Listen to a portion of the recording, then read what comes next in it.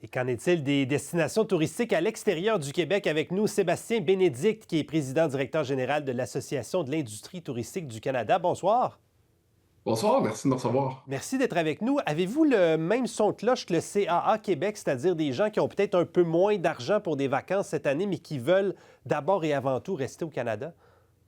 Absolument. Selon les données qu'on a, nous, c'est environ 44 donc presque un Canadien sur deux qui dit que le prix de l'essence, notamment, va vraiment affecter son comportement cet été.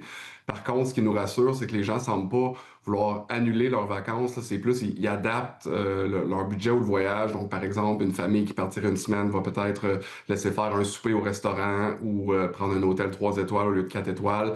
Donc, c'est plus au niveau du réajustement de leur budget que des annulations qu'on voit, là.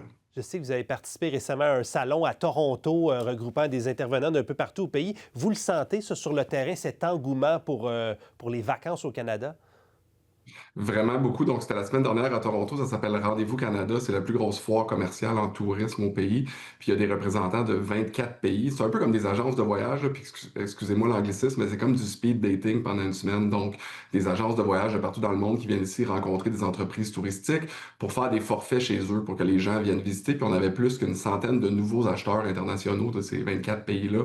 Donc, on sent vraiment que leur clientèle veut encore venir au Canada, en Amérique du Nord, pardon, mais qu'avec ce qui se passe aux États-Unis, ils cherchent possiblement des alternatives, puis le Canada devient très, très attrayant.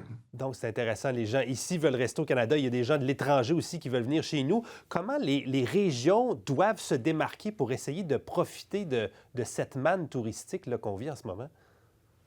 Mais on le sait que, tu sais, vous avez mentionné le plus tôt là, que le Québec, tu sais, il y a beaucoup de Québécois qui veulent rester ici, là, c'est presque deux Québécois sur trois. Au Canada, c'est encore une plus grande proportion, là, selon les données qu'on a, c'est 76%, donc trois Canadiens sur quatre qui auraient l'intention de prendre ses vacances ici cet été. On a déjà eu un été l'an dernier là, qui était un été record au pays, là, 60 milliards en retombées économiques. Donc, on s'attend là, à avoir encore du volume comme ça cet été. Donc, c'est vraiment de s'assurer que la promotion est là. Mais ce qui est intéressant aussi cet été, donc le laissez-passer un Canada fort que le gouvernement fédéral avait annoncé l'an dernier, ça avait été annoncé juste avant l'été. Donc l'impact est un petit peu difficile à mesurer parce que les gens avaient déjà pris leurs vacances. Donc on parlait plus ici de rabais pendant leurs vacances que de planification en amont. Mais là, le gouvernement a annoncé que ça va être renouvelé. Donc ça reprend là, à partir du mois de juin. On a hâte de voir cet été si ça va avoir affecté le comportement des gens. On commence à entendre parler à certains endroits de surtourisme, un terme qu'on n'avait pas nécessairement auparavant au Canada, notamment on voyait des images de Banff. Là.